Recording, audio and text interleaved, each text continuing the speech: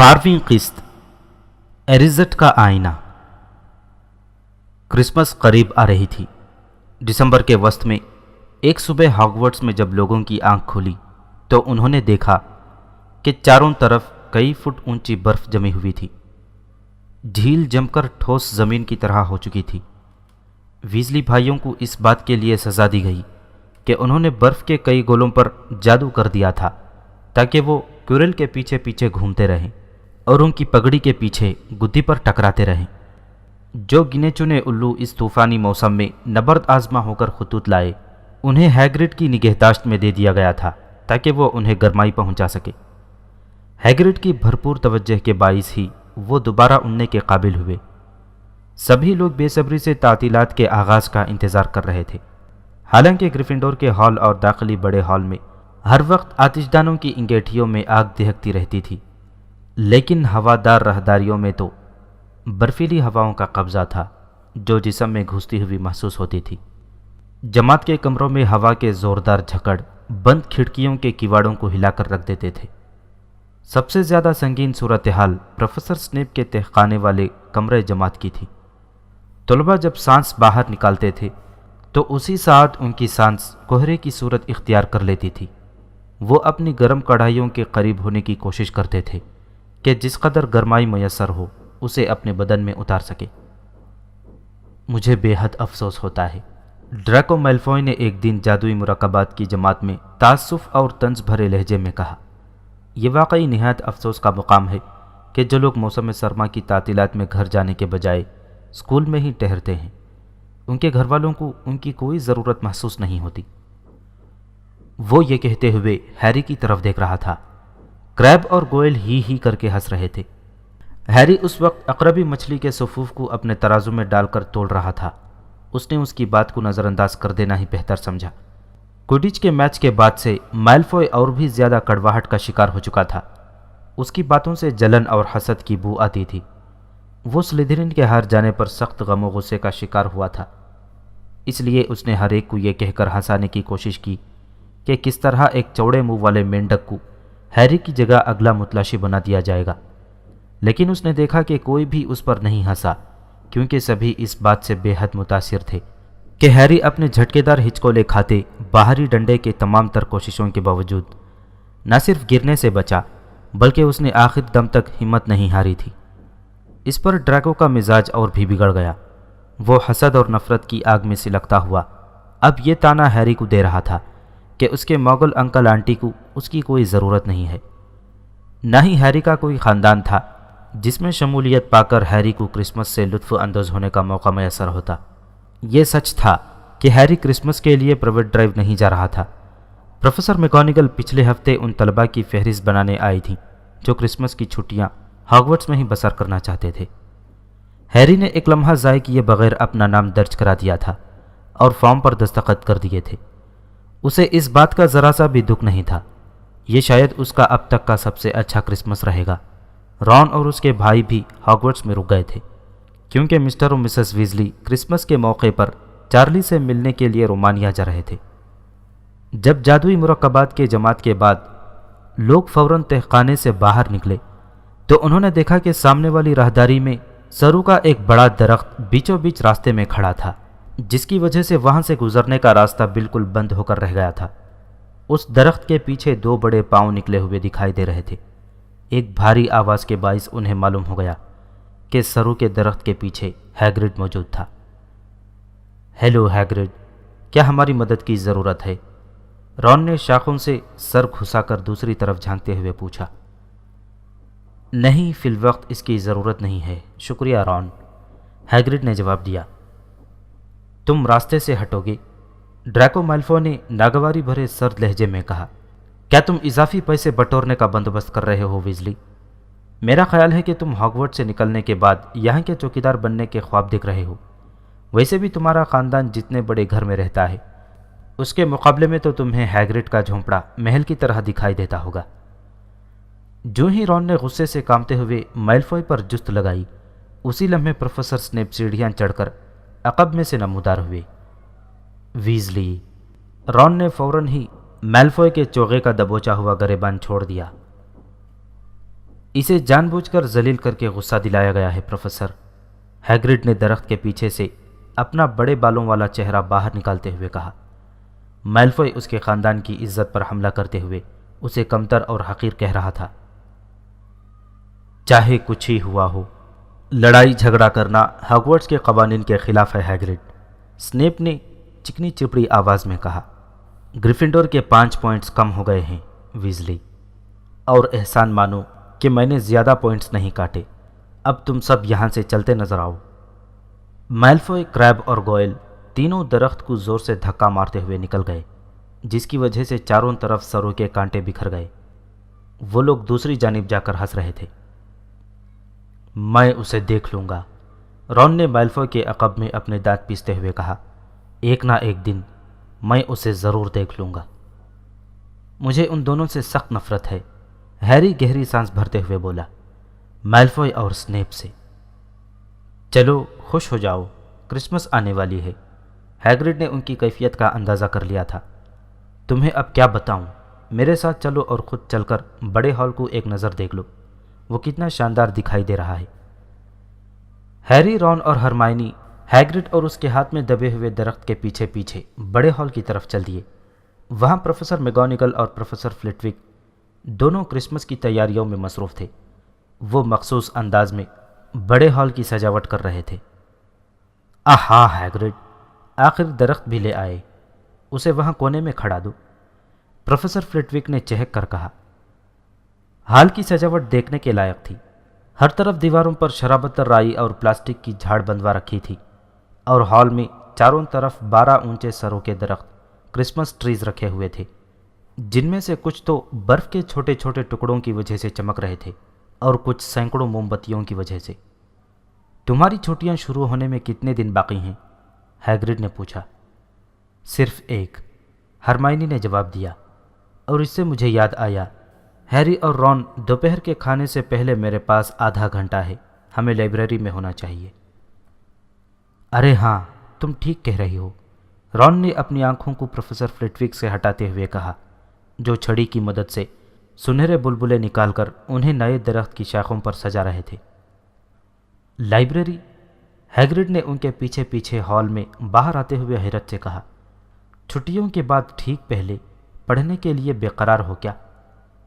ارے ہم لوگ پڑھ نہیں رہے ہیں، ہیری نے اس کی غلط فہمی دور کی۔ جب سے تم نے نیکولس فلیمیل کے بارے میں بتایا ہے، تبھی سے ہم یہ پتہ کرنے کی کوشش کر رہے ہیں کہ وہ کون ہیں۔ کیا؟ ہیگرڈ کو جیسے زوردار جھٹکا لگا۔ سنو، میں نے تمہیں آگاہ کیا ہے، اسے بھول جاؤ، تمہیں اس سے کوئی مطلب نہیں ہونا چاہیے کہ فلافی کس چیز کی حفاظت کر رہا ہے، سمجھ گئے؟ ہیگرڈ نے لفظ چباتے ہوئے کہا۔ ہم تو صرف یہ جاننا چاہتے ہیں کہ نیکولس فلیمیل آخر ہیں کون، صرف اتنا اور کچھ نہیں، ہرمائنی نے لپک کر جواب دیا۔ بشرطے کہ تم ہمیں یہ بتا کر ہماری محنت نہ بچا دو، ہم پہلے ہی سینکڑوں کتابیں چھان چکے ہیں اور ہمیں ان کا نام کہیں نہیں ملا، بس ہمیں تھوڑا سا سراغ دے دو، میں جانتا ہوں میں نے اس کا نام کہیں پر پڑھا ہے۔ ہیری نے ہرمائنی کی بات آگے بڑھائی۔ میں کچھ بھی نہیں بتاؤں گا بس، ہیگرڈ نے کوڑا جواب دیا۔ تب تو ہمیں خود ہی یہ تلاش کرنا پڑے گا، رون نے منہ لٹکا کر کہا، اور ہیگرڈ کو بے چین حالت میں وہیں چھوڑ کر وہ تینوں تیزی سے لائبریری کی طرف چل دیے۔ جب سے ہیگرڈ کے منہ سے اس کا نام غلطی سے نکلا تھا، تب سے ہی وہ سچ مچ کتابوں میں فلیمیل کا نام تلاش کر رہے تھے، کیونکہ اس کے سوائے کسی اور طریقے سے انہیں یہ کیسے معلوم پڑ سکتا تھا کہ اسنیپ کس چیز کو چرانے کی کوشش کر رہا تھا۔ مصیبت یہ تھی کہ یہ جاننا بہت مشکل تھا کہ کہاں سے شروع کیا جائے، کیونکہ وہ یہ بالکل نہیں جانتے تھے کہ فلیمیل نے ایسا کون سا کارنامہ انجام دیا تھا جس کے باعث اس کا نام کسی کتاب میں شامل ہو پاتا۔ 20ویں صدی کے عظیم جادوگر یا پھر زمانہ جدید کے قابل ذکر جادوگروں کے نام میں تو بالکل نہیں تھا۔ اس کا نام اہم جدید جادوئی انکشافات اور جادو نگری میں جدید ارتقاء ایک مطالعہ ان کتابوں میں بھی نہیں مل پایا تھا۔ پھر ظاہر ہے لائبریری کا جہم بھی ایک بڑی مصیبت تھا، اس میں لاکھوں کتب، ہزاروں الماریاں، سینکڑوں قطاریں تھیں۔ ہرمائنی نے موضوعات اور عنوانات کی فہرست نکالی جنہیں دیکھنے کا اس نے فیصلہ کیا تھا۔ رون کتابوں کی ایک قطار میں گیا اور یوں ہی کسی بھی شیلف سے کتابیں نکال کر دیکھنے لگا۔ ہیری اس حصے کی طرف ٹہلتا ہوا وہاں جا نکلا جہاں جانا منع تھا۔ وہ کچھ وقت سے یہ سوچ رہا تھا کہ کہیں فلیمیل کا نام یہاں تو نہیں چھپا ہوا ہے۔ بدقسمتی سے ان کتابوں کو دیکھنے کی قطعی اجازت نہیں تھی۔ انہیں دیکھنے کے لیے آپ کو کسی پروفیسر کی مخصوص اجازت کی ضرورت پڑے گی، جس میں ایک چرمائی کاغذ پر کتاب کا نام، لینے والے کا نام اور اس پروفیسر کے دستخط ہونا لازمی شامل تھے۔ وہ یہ بات بخوبی جانتا تھا کہ اسے ایسا اجازت نامہ کسی بھی صورت میں نہیں مل سکتا تھا۔ ہرمائنی نے اسے بتایا تھا کہ ان کتابوں میں انتہائی طاقتور تاریک جادو کی باریکیاں، گہرے راز اور تحقیقات موجود تھے جسے ہاگورٹس میں بالکل نہیں پڑھایا جاتا تھا۔ صرف وہ پرانے طلباء ہی ان کتابوں کو پڑھ سکتے تھے جو تاریک جادو سے محفوظ رہنے کے فن کے اس مضمون میں اعلیٰ تعلیم حاصل کرتے تھے۔ تم یہاں کیا تلاش کر رہے ہو لڑکے؟ ایک تیکھی آواز سنائی دی۔ کچھ نہیں، ہیری نے مڑ کر جواب دیا۔ اس کے عقب میں میڈم پنس کھڑی تھی جو کہ ہاگورٹس میں لائبریرین تھیں۔ انہوں نے اس کی طرف پروں کا صفائی دان موڑتے ہوئے کہا، تو پھر تم یہاں سے باہر نکل جاؤ، چلو باہر۔ وہ سوچ رہا تھا کہ اسے جلدی سے کوئی اچھی سی کہانی یا بہانہ بنانا چاہیے تھا۔ ہیری بجھے قدموں سے لائبریری کے ممنوعہ حصے سے باہر نکل آیا۔ رون اور ہرمائنی پہلے ہی اس بات پر متفق ہو چکے تھے کہ میڈم پنس سے اس بارے میں پوچھنا ٹھیک نہیں ہوگا کہ انہیں فلیمیل کے بارے میں کچھ معلومات کہاں سے مل سکتی ہیں۔ انہیں پورا یقین تھا کہ وہ انہیں صحیح رہنمائی دے سکتی تھی، مگر وہ خطرہ مول نہیں لینا چاہتے تھے کہ سنیپ کو یہ معلوم ہو جائے کہ وہ لوگ کس بارے میں معلومات اکٹھی کرنا چاہتے ہیں۔ ہیری نے صرف یہ جاننے کے لیے باہر کی راہداری میں انتظار کیا کہ ان دونوں کو کوئی کامیابی ہوئی ہے یا نہیں۔ یہ الگ بات تھی کہ اسے بہت زیادہ امید قطعی نہیں تھی۔ وہ گزشتہ 15 دنوں سے لگاتار ڈھونڈ رہے تھے، چونکہ انہیں 2 جماعتوں کے درمیانی وقفے میں صرف مختصر سا وقت مل پاتا تھا، اس لیے اس میں حیرانگی کی بات نہیں تھی کہ انہیں کچھ نہیں ملا تھا۔ در حقیقت اس کے لیے انہیں ایک مکمل اور تفصیلی تلاش کی ضرورت تھی، وہ بھی اس صورت میں جب میڈم پنس ان کے سرہانے بالکل موجود نہ ہوں۔ 5 منٹ بعد رون اور ہرمائنی لائبریری سے باہر نکلے تو دونوں نے انکار میں سر ہلا دیے۔ اس کے بعد وہ دوپہر کے کھانے کے لیے بڑے ہال کی طرف چل دیے۔ جب میں چھٹیوں میں باہر چلی جاؤں گی تو تم لوگ اپنی کوشش جاری رکھو گے نا؟ اگر تمہیں کچھ سراغ مل جائے تو مجھے الو بھیج کر خبر کر دینا، ہرمائنی نے کہا۔ اور تم اپنے ممی ڈیڈی سے پوچھ لینا کہ فلیمیل کون ہے۔ کیا ان سے یہ پوچھنا مناسب رہے گا؟ رون نے مشورہ دیتے ہوئے بیچ میں سوال کر ڈالا۔ بے فکر رہو، بہت زیادہ مناسب رہے گا، کیونکہ وہ دونوں ڈینٹسٹ ہیں، ہرمائنی نے ہنس کر جواب دیا۔ یہ الگ بات تھی کہ وہ دونوں تو موغل تھے، انہیں کسی جادوگر کے بارے میں کیسے معلوم ہو سکتا تھا، کیونکہ جادوگر اپنے دانتوں کا معائنہ کرانے کے لیے کبھی دانتوں کے ڈاکٹر کے پاس نہیں جاتے تھے۔ جب ایک بار چھٹیاں شروع ہو گئیں تو رون اور ہیری کا وقت اتنا مسرت آمیز گزرنے لگا کہ وہ دونوں ہی فلیمیل کے بارے میں یکسر بھول گئے۔ پورا کمرہ اب ان کے قبضے میں تھا۔ گریفنڈور کا ہال بھی عام دنوں کے مقابلے میں زیادہ خالی تھا، اس لیے وہ اب آگ کے قریب والی کرسیوں پر بیٹھ سکتے تھے۔ وہ گھنٹوں بیٹھ کر کچھ نہ کچھ ایسا کھایا کرتے جسے وہ لمبے دستے والی سیخوں پر بھون سکتے تھے۔ ڈبل روٹی، انگریزی خطائی، دلدلی خباز کی جڑوں سے حاصل ہونے والی گوند کی مٹھائی جو شکر، جیلاٹین، مکئی کے شیرے اور البومین سے بنتی تھی اور اس پر شکر کے صفوف کی تہ چڑھی ہوئی ہوتی تھی، اور وہ ایسی ہتھ کنڈوں کے بارے میں غور و فکر کیا کرتے تھے جن کے باعث میلفوئی کو اسکول سے نکلوا دیا جا سکے، حالانکہ وہ یہ بخوبی جانتے تھے کہ یہ ہتھ کنڈے کبھی کامیاب نہیں ہوں گے، لیکن اس کے بارے میں باتیں کرنا مزیدار ہوتا تھا۔ رون نے ہیری کو جادوئی شطرنج کے بارے میں سب کچھ سمجھا دیا تھا۔ وہ دونوں جادوئی شطرنج کے ساتھ خود لطف اندوز ہوتے۔ یہ بالکل مغلوبوں کی شطرنج جیسی تھی، فرق صرف اتنا تھا کہ اس میں زندہ مہروں کے ساتھ کھیل کھیلا جاتا تھا۔ اس طرح سے بساط پر بچھی ہوئی لڑائی میں ان کا کردار سپاہیوں جیسا تھا جنہیں حکم دے کر آگے بڑھایا جاتا تھا۔ رون کے پاس کی ہر چیز کی طرح یہ شطرنج بھی اسے خاندان کے کسی ایک فرد سے ملی تھی۔ اس شطرنج کے لیے وہ اپنے دادا کا مشکور تھا جن کی شطرنج اس کے حصے میں آئی تھی۔ بہرحال پرانے مہروں سے اسے کوئی پریشانی نہیں ہوتی تھی۔ رون انہیں اتنی اچھی طرح سے جانتا تھا کہ اسے ان سے اپنی بات منوانے میں کبھی مشکل پیش نہیں آتی تھی۔ ہیری نے سیمس فینیگن سے اس کے مہرے ادھار مانگ لیے اور مہروں کو اس پر بالکل بھی بھروسہ نہیں تھا۔ ہیری شطرنج کا بہت اچھا کھلاڑی ثابت نہیں ہو پایا۔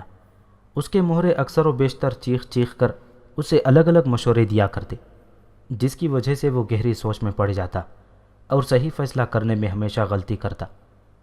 جب وہ مہروں کو بساط پر آگے بڑھنے کے لیے کہتا تو وہ چیخنے لگتے، مجھے وہاں مت بھیجو، کیا تمہیں اس کا گھوڑا دکھائی نہیں دے رہا؟ ساتھ والے پیادے کو وہاں بھیج دو، میں نہیں جاؤں گا، ہم اس کے بغیر بازی جیت سکتے ہیں۔ کرسمس کی پچھلی شام کو جب ہیری بستر پر گیا تو اس کے دل میں اگلے دن اچھے اچھے پکوانوں اور موج مستی کے علاوہ اور کچھ نہیں تھا۔ کرسمس کے تحائف ملنے کی تو ذرا سے بھی امید نہیں تھی۔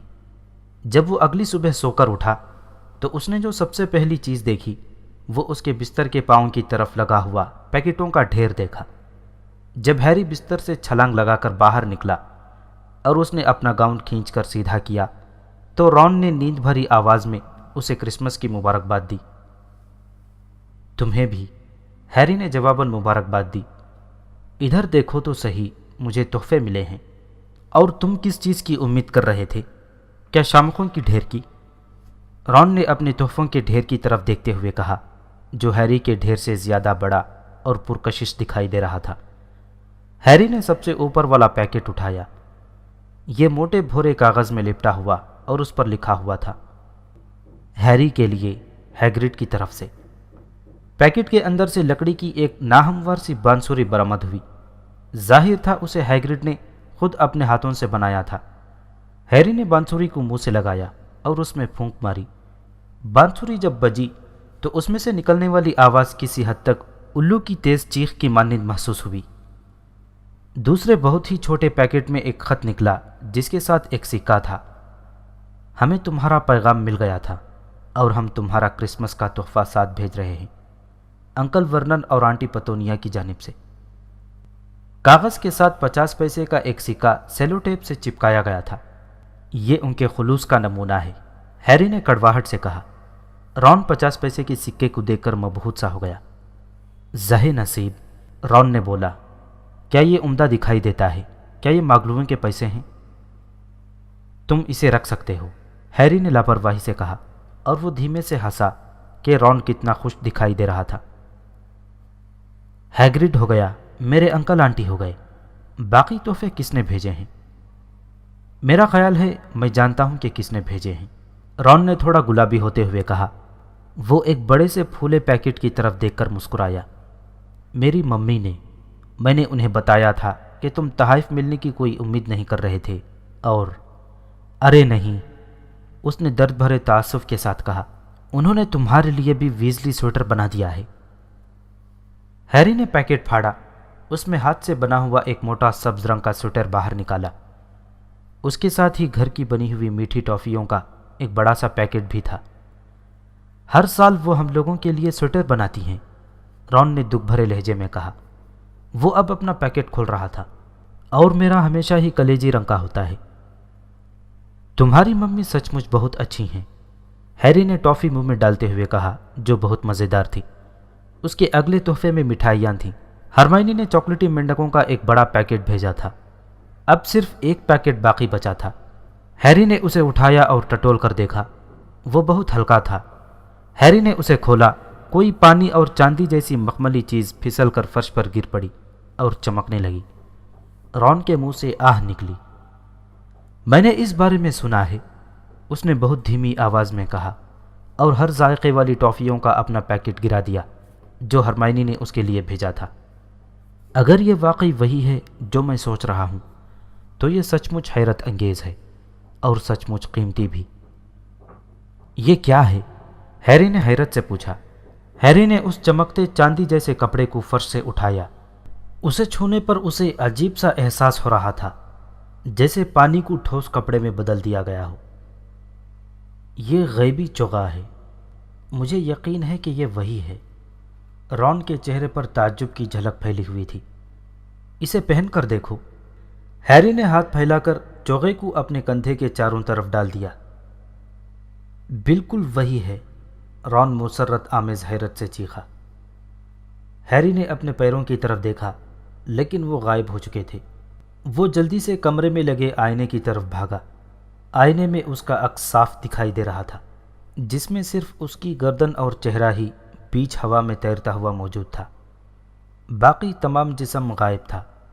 اس نے چوغے کو اپنے سر پر بھی کھینچ لیا اور اب آئینے میں اس کا عکس بالکل دکھائی نہیں دے رہا تھا۔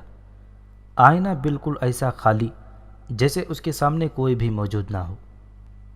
اس کے ساتھ ایک خط بھی ہے، رون نے اچانک کہا۔ یہ خط اس پیکٹ میں سے نکل کر گرا ہے۔ ہیری نے چوغا اتار کر فرش پر گرا ہوا کاغذ کا تہ شدہ ٹکڑا اٹھا لیا۔ چھوٹے گول گول الفاظ کی لکھائی میں کچھ سطریں لکھی ہوئی دکھائی دے رہی تھیں۔ ہیری نے اس لکھائی کو پہلے کبھی نہیں دیکھا۔ وہ حیرت سے خط کی تحریر پڑھنے لگا۔ ڈیئر پاٹر، تمہارے ڈیڈی مرنے سے پہلے اسے میرے پاس چھوڑ گئے تھے۔ اب وقت آ گیا ہے کہ یہ تمہیں لوٹا دیا جائے۔ دھیان رہے اسے اچھی چیزوں کے لیے ہی استعمال کرنا۔ کرسمس کی بہت بہت مبارکباد۔ اس کے نیچے کسی کا بھی نام نہیں لکھا تھا۔ ہیری نے خط کو گھورا۔ رون چوغے کو حسرت بھری نگاہوں سے دیکھ رہا تھا۔ میں اس کے لیے کچھ بھی قربان کر سکتا ہوں، کچھ بھی۔ کیا ہوا؟ اس نے کہا۔ کچھ نہیں، ہیری نے مختصراً کہا۔ اسے بہت عجیب محسوس ہو رہا تھا۔ یہ چوغا کس نے اسے بھیجا تھا؟ کیا یہ واقعی کبھی اس کے باپ کے پاس تھا؟ اس سے پہلے کہ وہ کچھ اور کہہ یا سوچ پاتا، کمرے کا دروازہ کھلا اور فریڈ اور جارج ویزلی دھڑ دھڑاتے ہوئے اندر داخل ہوئے۔ ہیری نے فوراً غائبی چوغے کو چھپا لیا۔ وہ اسے کسی اور کو دکھانا نہیں چاہتا تھا، کم از کم اس وقت تو نہیں۔ کرسمس مبارک ہو۔ ارے دیکھو تو صحیح، ہیری کو بھی ویزلی سویٹر ملا ہے۔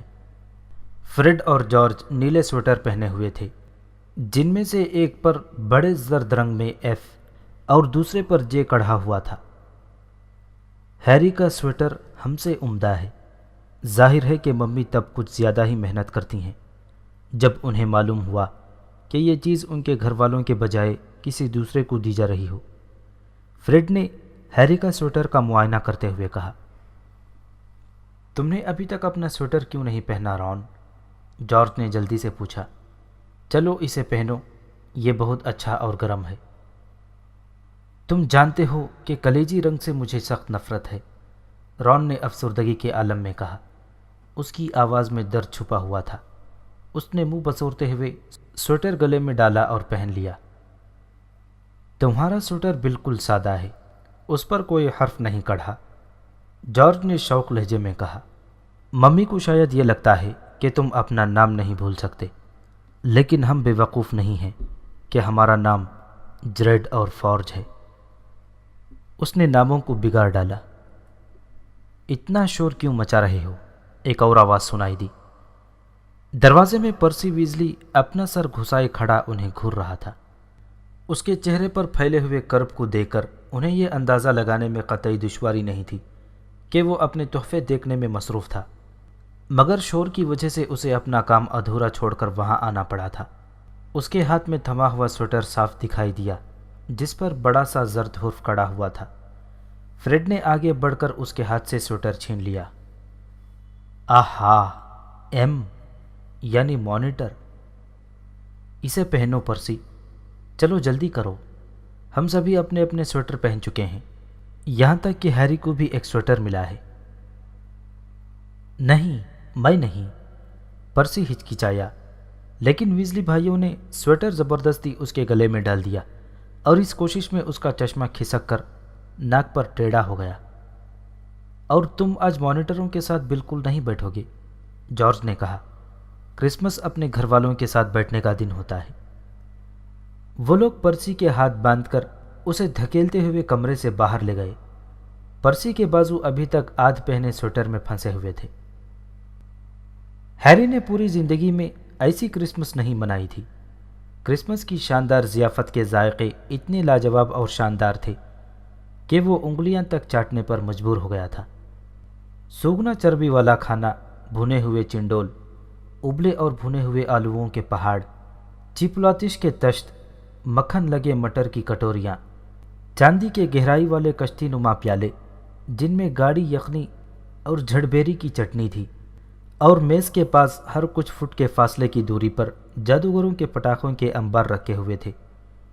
یہ پٹاخے مغلوبوں کے کمزور پٹاخوں کی طرح نہیں تھے جنہیں ڈرسلی گھرانہ عام طور پر خریدا کرتا تھا، جن میں پلاسٹک کے چھوٹے کھلونے اور پتلے کاغذ کی پھلجڑیاں شامل ہوتی ہیں۔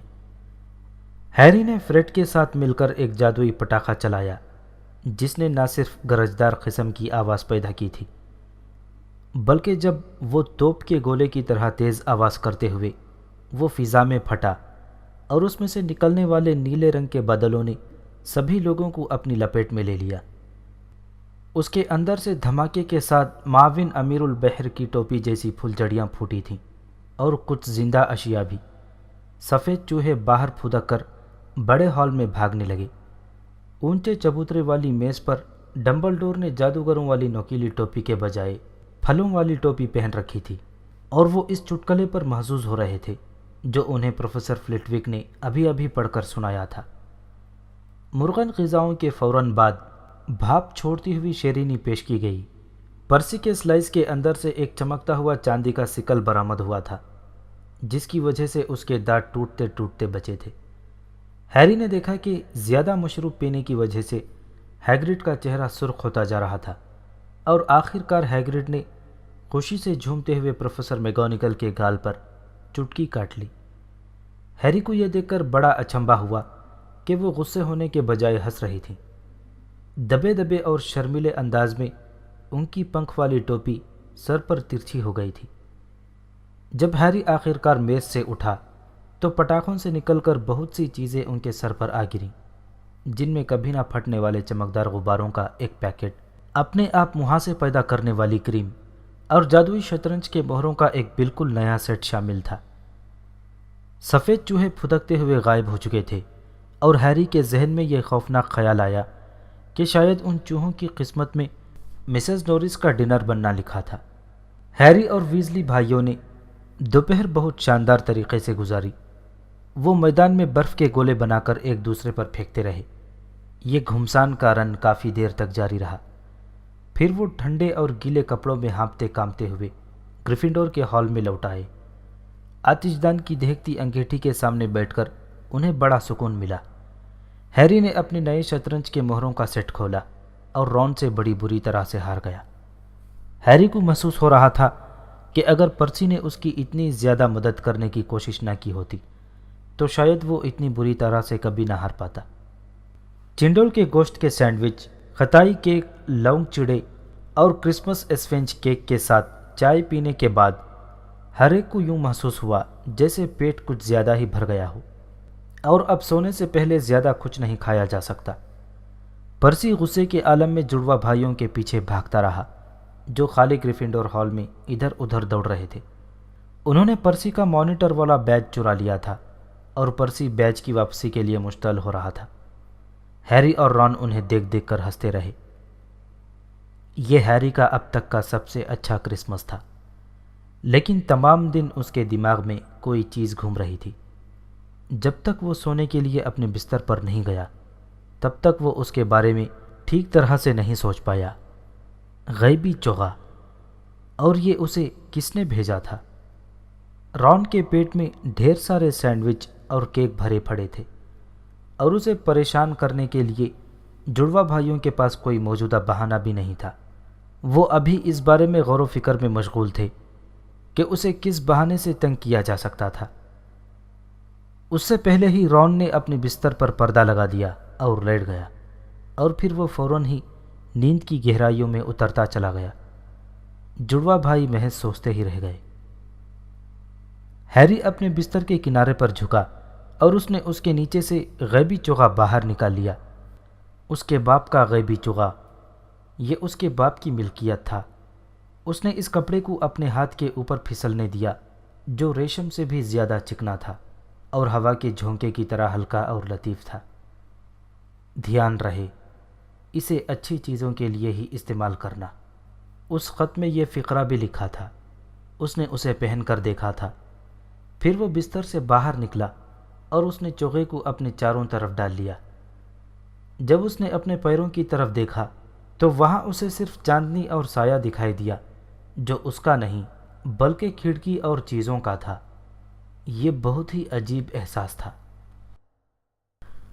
دھیان رہے، اسے اچھی چیزوں کے لیے ہی استعمال کرنا۔ اچانک ہیری بری طرح سے چونک گیا۔ اس غیبی جگہ میں پورا ہاگورٹس اس کے سامنے کھلا پڑا تھا۔ وہ اندھیرے اور خاموشی میں کھڑا تھا، لیکن اس کے دل کے اندر خوشیوں کا ایک گمبھیر طوفان ملزم تھا۔ وہ اسے پہن کر کہیں بھی جا سکتا تھا، کہیں بھی، اور فلچ کو اس کے بارے میں کبھی بھی پتہ نہیں چل سکتا تھا۔ رون سوتے ہوئے کچھ بڑبڑایا۔ کیا اسے جگانا ٹھیک رہے گا؟ ہیری نے ایک دم سوچا۔ کسی چیز نے اسے روک دیا۔ اس کے باپ کا چوغا۔ اسے محسوس ہوا کہ اس بار، پہلی بار، وہ تنہا ہی اس کا استعمال کرنا چاہتا ہے۔ وہ کمرے سے باہر نکلا، سیڑھیاں اترا، گریفنڈور ہال میں ہوتا ہوا خارجی دروازے کی طرف بڑھا اور پھر تصویر کے سوراخ سے باہر کود گیا۔ کون ہے؟ فربا خاتون کی متحیر آواز راہداری میں گونجی۔ ہیری کچھ نہیں بولا۔ وہ راہداری میں تیزی سے چلتا گیا۔ اسے وہاں جانا چاہیے۔ وہ رک گیا۔ اس کا دل تیزی سے دھڑک رہا تھا اور وہ سوچ رہا تھا۔ اس کے دماغ میں ایک خیال اٹھ کر آیا۔ لائبریری میں، وہاں جہاں جانا منع ہے۔ وہ جتنی دیر تک پڑھنا چاہے پڑھ سکتا تھا، اور تب تک پڑھ سکتا تھا جب تک وہ پتہ نہیں لگا لیتا کہ فلیمیل کون تھا۔ وہ آگے کی طرف چل دیا اور چلتے وقت اس نے غیبی چوغے کو اپنے چاروں طرف اچھی طرح سے لپیٹ رکھا تھا۔ لائبریری میں گھپ اندھیرا تھا اور بڑا خوفناک سناٹا چھایا ہوا تھا۔ ہیری نے ایک لالٹین جلائی تاکہ کتابوں کی قطاروں کے بیچ کا راستہ دیکھ سکے۔ ایسا لگ رہا تھا جیسے لالٹین ہوا میں خود ہی تیرتا پھر رہا تھا، حالانکہ ہیری بخوبی جانتا تھا کہ اس کا ہاتھ اس لالٹین کو پکڑے ہوئے تھا۔ لیکن یہ دہشت ناک منظر دیکھ کر خود اس پر کپ کپی طاری ہو گئی تھی۔ جہاں جانے کی ممانعت تھی وہ حصہ لائبریری کے بالکل پیچھے اور آخری کنارے پر واقع تھا۔ محتاط قدموں کے ساتھ وہ اس طرح بڑھا۔ اس نے بڑی احتیاط کے ساتھ وہ رسی عبور کی جو لائبریری کو اس ممنوعہ حصے سے الگ کرتی تھی۔ وہ دھڑکتے ہوئے دل کے ساتھ ممنوعہ حصے میں پہنچ چکا تھا۔ اس نے لالٹین بلند کی تاکہ وہ کتابوں کے نام پڑھ سکے۔ کتابوں کے عنوانات سے اسے کچھ زیادہ مدد نہیں مل پائی۔ ان کے اکھڑے ہوئے تھل تھلاتے حروف ایسی زبانوں میں لکھے تھے جو ہیری کے پلے نہیں پڑ رہے تھے۔ کچھ کتابیں تو بنا عنوانوں کے تھیں۔ ایک کتاب پر ایک گہرا عنوان منقش تھا جو خون کی طرح بھیانک دکھائی دے رہا تھا۔ اسے دیکھ کر ہیری کے رونگٹے کھڑے ہو گئے۔ شاید یہ اس کا دماغ کا وہم تھا، شاید ایسا نہیں تھا۔ اسے یوں محسوس ہوا جیسے کتابیں آپس میں دھیمے دھیمے خسر پھسر کر رہی تھیں، جیسے وہ یہ جانتی ہوں کہ وہاں پر کوئی ایسا فرد گھس آیا ہے جسے وہاں نہیں ہونا چاہیے تھا۔ ہیری کو کہیں سے تو شروع کرنا ہی تھا۔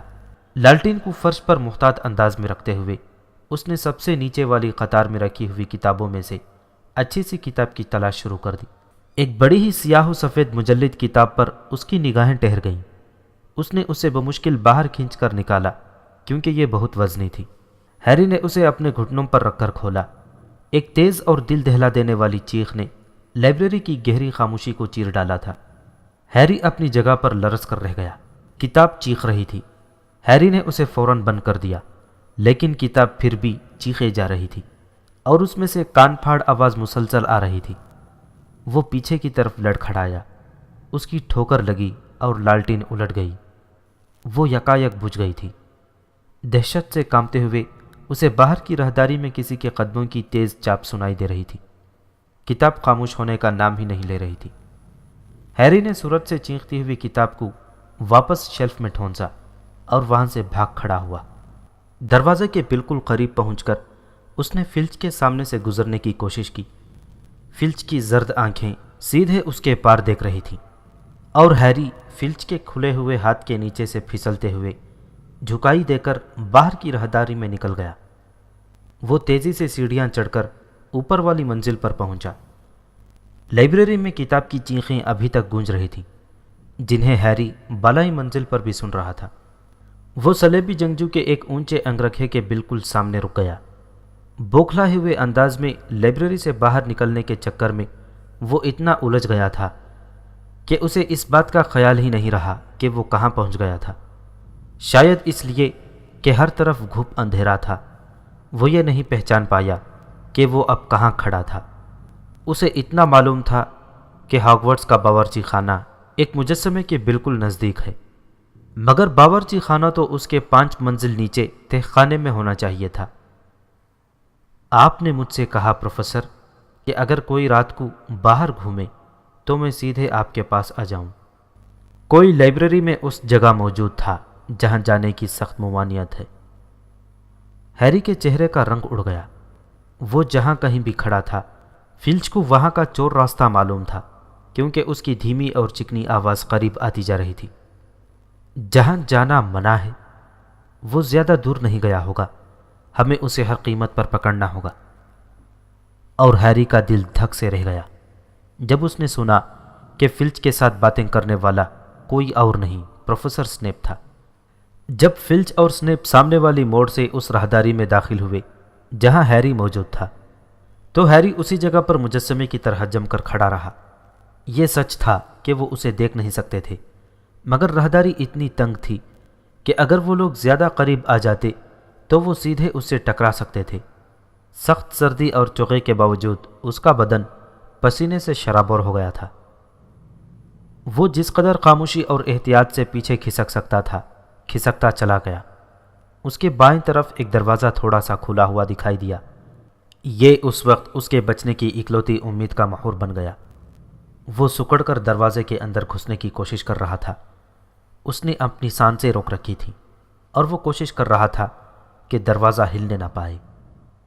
उसे इस वक्त बड़ी राहत का एहसास हुआ जब वो बिना आवाज़ किए कमरे के अंदर घुसने में कामयाब हो गया। स्नेप और फिल्च बातें करते हुए सीधे निकल गए थे। हैरी दीवार से टेक लगाए गहरी सांसें ले रहा था। वो खामोशी से उन दोनों के कदमों की दूर जाती हुई चाप सुनता रहा। वो बाल बाल बच गया था, बिल्कुल बाल बाल बच गया था। कुछ सेकंड के बाद वो होश में आया कि ये देख सके वो जिस कमरे में छुपा हुआ था वो कौन सा कमरा था। ये एक ऐसा कमरा जमात था जिसे अब इस्तेमाल नहीं किया जाता था। दीवारों से डेस्क और कुर्सियां ऊपर तले लगे सायों की मानिंद दिखाई दे रहे थे। कमरे में छोटी सी मशल जल रही थी जिसकी रोशनी नाकाफी थी। रद्दी कागज़ की बाल्टी औंधे मुंह ज़मीन पर पड़ी हुई थी, लेकिन उसके सामने दीवार पर एक ऐसी चीज़ थी जो कमरे के दूसरे सामान से बिल्कुल मेल ना खाती थी। ऐसा लगता था जैसे किसी ने उसे सिर्फ रास्ते से हटाकर यहाँ रख छोड़ा था। ये एक शानदार किस्म का देव कामत आईना था, छत जितना ऊंचा। उस पर सोने का फ्रेम लगा हुआ था और ये 2 पंजों पर खड़ा था। उसके ऊपर एक फ्रेम में पुरतकल्लुफ़ अंदाज में कोई तहरीर नक्श निगारी के साथ दिखाई दे रही थी। एरिस का अदना कुशादा खारजी तमन्नाओं का जादुई आईना। अब चूंकि फिल्च और स्नेप के कदमों की आवाज़ आना बिल्कुल बंद हो चुकी थी, इसलिए हैरी का खौफ काफ़ी हद तक कम हो गया। हैरी आईने के करीब आया। वो उसमें अपना अक्स देखना चाहता था, लेकिन एक बार फिर उसे आईने में कोई अक्स दिखाई नहीं दिया। वो उसके बिल्कुल सामने खड़ा था।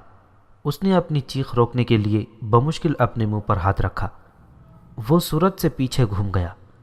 उसका दिल अब जिस कदर बुरी तरह से धड़क रहा था, इतनी तेज़ी से तो उस वक्त भी नहीं धड़का जब वो किताब चीख पड़ी थी, क्योंकि आईने में वो अकेला नहीं था, बल्कि उसके पीछे बहुत से लोग खड़े थे।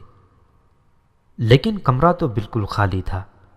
तेज़ तेज़ सांस लेते हुए वो एक बार फिर आईने की तरफ मुतवज्जे हुआ। उसका अक्स उसमें दिखाई दे रहा था, सफ़ेद और सहमा हुआ, और वहाँ ठीक उसके पीछे कम से कम 10 और लोगों के अक्स दिखाई दे रहे थे। हैरी ने एक बार तेज़ी से गर्दन मोड़कर अपने अक़ब में देखा। अब भी वहाँ पर कोई नहीं था। कमरा पहले की तरह बिल्कुल खाली पड़ा था। क्या वो लोग भी गैबी हालत में थे? क्या सचमुच वो गैबी लोगों से भरे हुए कमरे में खड़ा था? क्या इस आईने की ये खूबी थी कि वो सब गैबी अफराद के अक्स उन्हें देख सकता था, चाहे वो गैबी हालत में हो या ना हो? उसने दोबारा आईने में देखा।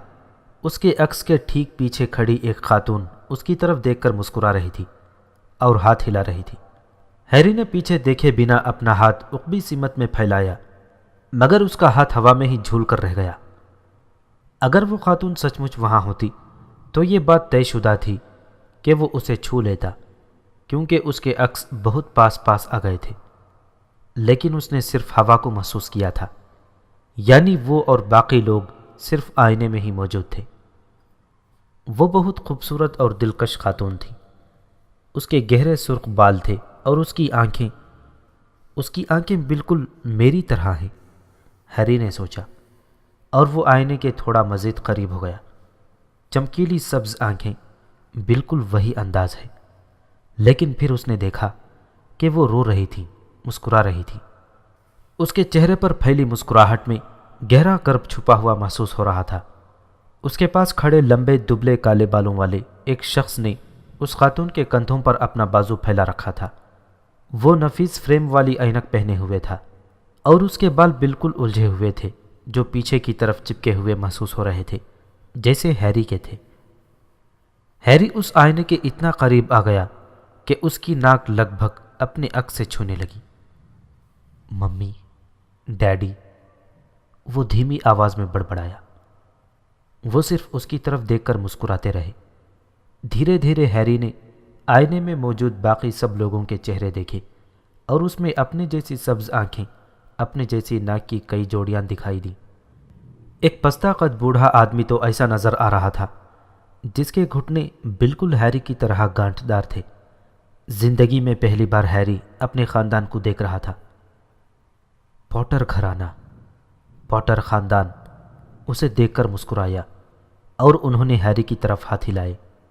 وہ ان کی طرف للچائی نظروں سے دیکھتا رہا۔ اس کے دونوں ہاتھ آئینے کی ٹھوس سطح پر جمے ہوئے تھے۔ اسے یوں محسوس ہو رہا تھا جیسے وہ آئینے کے اندر داخل ہو کر ان سب لوگوں کو چھو سکتا ہے، مگر یہ صرف اس کا خیال ہی تھا۔ ہیری کے اندر ایک درد کی تیز لہر اٹھ رہی تھی، جس میں آدھی خوشی اور آدھا غم چھپا ہوا تھا۔ بہت تکلیف دہ درد۔ اسے یاد نہیں کہ وہ کتنی دیر تک اس آئینے کے سامنے یوں ہی کھڑا اپنے خاندان کو دیکھتا رہا۔ عکس غائب نہیں ہوئے اور وہ انہیں ٹکٹکی لگا کر دیکھتا ہی رہا۔ وہ اس وقت تک یوں ہی گم رہا جب تک دور سے آتی ایک تیز آواز اسے دوبارہ ہوش میں نہیں لے آئی۔ وہ یہاں پر اب مزید نہیں ٹھہر سکتا تھا۔ اسے واپس اپنے بستر پر جانا تھا۔ اس نے بمشکل اپنی ماں کے چہرے سے اپنی نظریں ہٹائیں اور سسکتے ہوئے بڑبڑایا، میں پھر آؤں گا، اور پھر وہ تیزی سے کمرے سے باہر نکل گیا۔ تم مجھے بھی تو جگا سکتے تھے، رون شکایت آمیز لہجے میں بولا۔ تم آج رات چل سکتے ہو، میں آج پھر وہاں جانے والا ہوں، میں تمہیں وہ آئینہ دکھانا چاہتا ہوں۔ ہیری نے شکایت رفع کرنے کی کوشش کی۔ میں تمہارے ممی ڈیڈی کو دیکھنا چاہتا ہوں، رون نے متجسس انداز میں کہا، اور میں تمہارے خاندان کو، پورے ویزلی خاندان کو دیکھنا چاہوں گا۔ تم مجھے اپنے باقی بھائی اور سب لوگوں کو دکھا سکتے ہو۔ ہیری نے گرم جوشی سے کہا۔ تم ان لوگوں سے کبھی بھی مل سکتے ہو، رون نے کہا، بس گرمیوں میں میرے گھر آ جانا۔ ویسے ہو سکتا ہے کہ شاید وہ آئینے صرف ایسے ہی لوگوں کو دکھاتا ہو جو اب زندہ نہ ہوں، حالانکہ فلیمیل کا پتہ نہ لگ پانا بڑی بری بات ہے۔ تھوڑا سا گوشت یا تھوڑی اور چیز لے لو، تم نے آج صبح سے کچھ نہیں کھایا ہے۔ ہیری سے کچھ بھی نہیں کھایا جا رہا تھا۔ اس کے من میں عجیب سی محرومی رچی بسی تھی۔ اس نے اپنے ممی ڈیڈی کو دیکھ لیا تھا اور وہ آج رات انہیں دوبارہ دیکھنا چاہتا تھا۔ وہ فلیمیل کو لگ بھگ فراموش کر بیٹھا تھا۔ اب یہ کام اسے اتنا اہم نہیں لگ رہا تھا۔ اب اسے کوئی فرق نہیں پڑتا تھا کہ 3 سر والا کتا کس چیز کی حفاظت کر رہا تھا، اور اگر سنیپ اسے چرا بھی لے تو بھی کیا فرق پڑتا تھا۔ تم ٹھیک تو ہونا ہیری، رون نے کہا، تم عجیب سے دکھائی دے رہے ہو۔ ہیری کو سب سے زیادہ ڈر اس بات کا تھا کہ شاید وہ آئینے والے کمرے کو دوبارہ نہیں ڈھونڈ پائے گا۔ غیبی چوغے میں رون بھی لپٹا ہوا تھا، اس لیے انہیں پہلی رات کے مقابلے میں دھیمے چلنا پڑا۔ انہوں نے لائبریری سے ہیری کے راستے کو تلاش کرنے کی کوشش کا آغاز کیا تھا اور قریباً 1 گھنٹے تک راہداریوں میں ادھر ادھر بھٹکتے رہے۔ سردی کے مارے میری تو جان نکلے جا رہی ہے، اس آئینے کو چھوڑو، چلو واپس بستر میں چلتے ہیں، رون نے کپ کپاتی ہوئی آواز میں کہا۔ نہیں، ہیری نے ٹھوس لہجے میں جواب دیا، مجھے یقین ہے کہ وہ یہیں کہیں ہے۔ وہ ایک طویل قامت سفید بھوت جادوگرنی کے پاس سے گزرے جو دوسری سمت میں جا رہی تھی، لیکن اس کے علاوہ انہیں کوئی اور نہیں دکھائی دیا۔ جب رون کہہ رہا تھا کہ اس کے پیر سردی کے مارے سن ہونے لگے ہیں، تو اسی وقت ہیری کو وہ مجسمہ دکھائی دیا۔ یہاں ہے، بس یہاں، بالکل، ہیری جوشیلے انداز میں بڑبڑایا۔ انہوں نے دروازہ کھولنے کے لیے اسے دھکا دیا۔ ہیری نے اپنے کندھوں سے چغا ہٹایا اور آئینے کی طرف بھاگا۔ اس کا خاندان ایک بار پھر وہیں کھڑا تھا۔ اس کے ممی ڈیڈی اس کی طرف دیکھ کر مسکرائے۔ دیکھو، ہیری نے عجلت سے کہا۔ مجھے تو یہاں کچھ بھی نہیں دکھائی دے رہا، رون نے جواب دیا۔ دیکھو، ان لوگوں کی طرف دیکھو، بہت سارے لوگ ہیں۔ مجھے تو صرف تم ہی دکھائی دے رہے ہو ہیری، اس میں ٹھیک طرح سے دیکھو، چلو جہاں میں کھڑا ہوں وہاں سے دیکھو۔ ہیری ایک طرف ہٹ گیا۔ اب رون آئینے کے سامنے کھڑا ہو گیا تھا، اس لیے اب ہیری کو اپنا خاندان بالکل دکھائی نہیں دے رہا تھا۔ اسے صرف پاجامہ پہنے ہوئے رون کا عکس دکھائی دے رہا تھا۔ رون ٹکٹکی لگا کر اپنے عکس کو متعجب نگاہوں سے دیکھ رہا تھا۔ میری طرف دیکھو، اس نے کہا۔ کیا تم اپنے مر چکے خاندان کو اپنے چاروں طرف دیکھ سکتے ہو؟ نہیں، میں بالکل اکیلا ہوں، مگر میں تھوڑا الگ سا دکھائی دے رہا ہوں۔ میں تھوڑا بڑا ہو گیا ہوں۔ میں نے ہیڈ بوائے کا بیچ پہن رکھا ہے، بالکل اسی طرح کا جیسا بل کے پاس ہوا کرتا تھا۔ میرے ہاتھ میں ہاؤس کپ پکڑا ہے اور کوڈج کا کپ بھی۔ میں کوڈج کا کپتان بھی ہوں۔ رون حیرت و خوشی کے ملے جلے جذبات کا اظہار کر رہا تھا۔ رون نے اس حیرت انگیز آئینے سے اپنی آنکھیں ہٹاتے ہوئے ہیری کی طرف متحیر نگاہوں سے دیکھا۔ کیا تمہیں لگتا ہے کہ یہ آئینہ مستقبل کا حال دکھاتا ہے؟ یہ کیسے ممکن ہے؟ میرا خاندان مر چکا ہے، مجھے ایک بار پھر سے دیکھنے دو۔ تم نے کل ساری رات آئینہ دیکھا ہے، مجھے کچھ دیر اور دیکھ لینے دو، رون نے کہا۔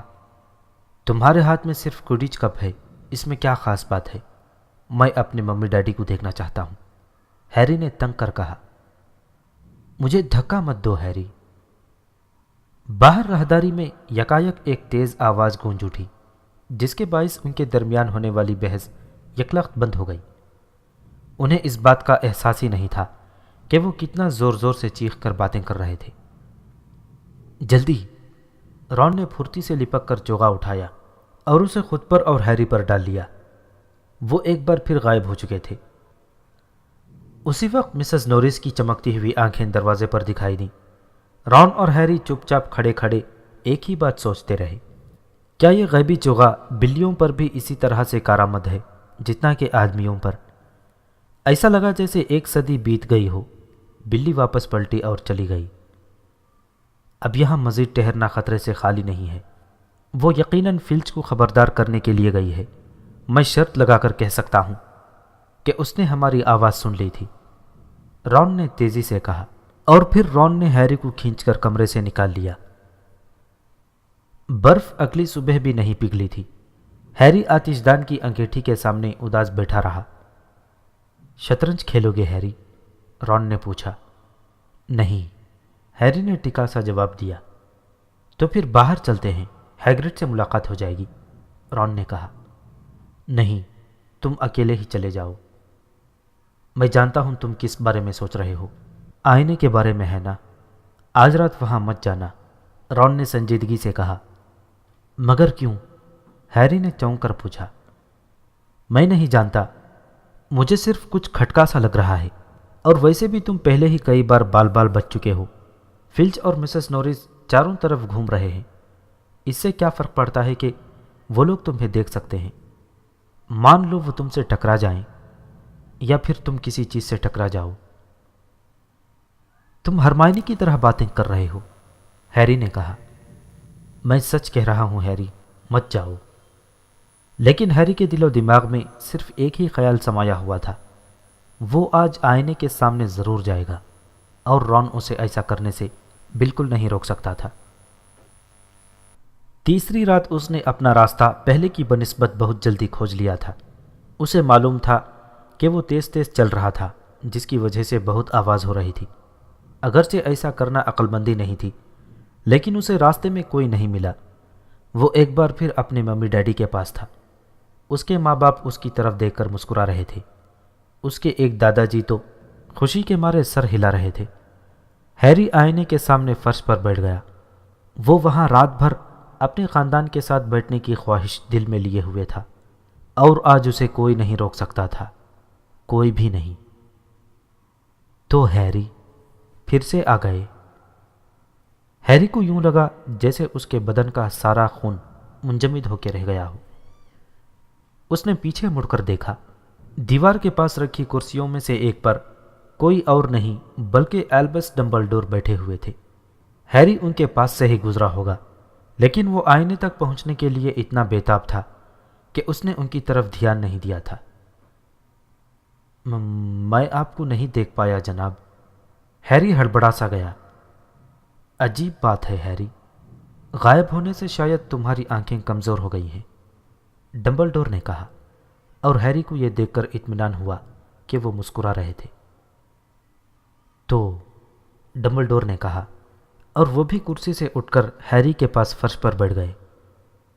تو تم بھی ان سینکڑوں لوگوں کی فہرست میں شامل ہو ہی گئے جنہوں نے ایرس کے آئینے کو دیکھا اور اس کے شہر میں ایسے جکڑے گئے کہ کسی کے کام کے نہیں رہے۔ مجھے یہ معلوم نہیں تھا کہ اس کا یہ نام ہے۔ مجھے امید ہے کہ اب تک تمہیں یہ احساس ہو گیا ہوگا کہ یہ کیا کرتا ہے۔ یہ مجھے میرا پورا خاندان دکھاتا ہے، ہیری جوشیلے انداز میں بولا، میرے ممی ڈیڈی اور بہت سارے لوگ۔ اور رون کو یہ دکھاتا ہے کہ وہ ہیڈ بوائے بن گیا ہے۔ اس کے پاس وہی بیج ہے جو بل کے پاس ہوا کرتا تھا، ڈمبلڈور نے گہرے لہجے میں کہا۔ آپ کو یہ کیسے معلوم؟ ہیری دم بخود رہ گیا۔ مجھے غائب ہونے کے لیے کسی چوغے کی ضرورت نہیں ہے، ڈمبلڈور نے دھیمے لہجے میں کہا۔ کیا تم اب اندازہ لگا سکتے ہو کہ ایرس کا یہ آئینہ ہمیں کیا دکھاتا ہے؟ ہیری نے اپنا سر انکار میں ہلایا۔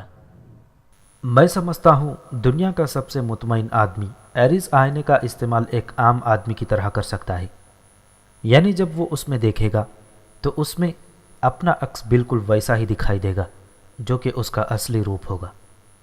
کیا اس سے تمہیں کچھ مدد ملی؟ ہیری نے سوچا، پھر اس نے دھیمے لہجے میں کہا، یہ ہمیں ہماری خواہشیں دکھاتا ہے، چاہے ہماری خواہشیں جو بھی ہوں، صحیح بھی اور غلط بھی، ڈمبلڈور نے اطمینان بھرے لہجے میں کہا۔ یہ ہمیں ہمارے دل کی سب سے گہری اور یاسیت سے بھرپور خواہش ہی دکھاتا ہے، نہ تو اس سے زیادہ اور نہ ہی اس سے کم۔ تم اپنے خاندان سے کبھی نہیں ملے، اس لیے تم انہیں اپنے چاروں طرف کھڑا دیکھتے ہو۔ رونلڈ ویزلی جو ہمیشہ اپنے بھائیوں کی چھاپ میں رہا ہے، اپنے آپ کو تنہا کھڑا دیکھتا ہے، ان سب سے بہتر رنگ و روپ میں۔ بہرحال یہ آئینہ ہمیں نہ تو کوئی علم دے سکتا ہے اور نہ ہی سچائی دکھاتا ہے، یہ فریب دیتا ہے۔ لوگ اس کے سامنے کھڑے ہونے کے بعد برباد ہو گئے ہیں۔ انہوں نے اس میں جو دیکھا اس سے وہ متاثر ہو گئے یا پھر پاگل پن کے سمندر میں ڈوب گئے، کیونکہ وہ نہیں جانتے تھے کہ جو یہ دکھائی دے رہا تھا وہ سچ تھا یا نہیں، ممکن تھا یا نہیں۔ پروفیسر ڈمبلڈور نے گہری سانس لی اور آدھے چاند جیسی آئینک کے اوپر سے ہیری کو دیکھا۔ آئینے کو کل نئی جگہ پر پہنچا دیا جائے گا ہیری، اور میں یہ چاہوں گا کہ تم دوبارہ اس کی تلاش نہ کرو۔ اگر تمہارا کبھی اس سے دوبارہ سامنا ہو تو یہ اچھی بات نہیں، یہ بات یاد رکھنا۔ اب تم اپنے اس شاندار غیبی چوغے کو پہنو اور بستر پر پہنچ جاؤ۔ ہیری اٹھ کر کھڑا ہو گیا۔ جناب پروفیسر ڈمبلڈور، کیا میں آپ سے کچھ پوچھ سکتا ہوں؟ ظاہر ہے تم نے ابھی ابھی پوچھ لیا ہے، ڈمبلڈور مسکرائے۔ بہرحال تم مجھ سے ایک اور سوال پوچھ سکتے ہو۔ جب آپ آئینے میں دیکھتے ہیں تو آپ کو کیا دکھائی دیتا ہے؟ مجھے؟ ڈمبلڈور دھیمے سے ہنسے۔ میں دیکھتا ہوں کہ میرے ہاتھ میں موٹی اونی جرابیں ہیں۔ ہیری محض انہیں دیکھتا ہی رہ گیا۔ انسان کے پاس کبھی موزوں جرابیں نہیں رہ پاتی، ڈمبلڈور ذرا آہ بھر کر بولے۔ ایک اور کرسمس آئی اور گزر گئی، لیکن کسی نے بھی ایک جوڑی جرابیں مجھے نہیں دیں۔ لوگ ہمیشہ مجھے کتابیں ہی دیتے رہتے ہیں۔ جب ہیری بستر میں گھس گیا تب اسے یہ احساس ہوا کہ ڈمبلڈور شاید پوری طرح سے سچ نہیں بول رہے تھے۔ اسکیورس کو اپنے تکیے سے دور ہٹاتے ہوئے اس نے سوچا کہ یہ بہت ذاتی نوعیت کا سوال بھی تو تھا۔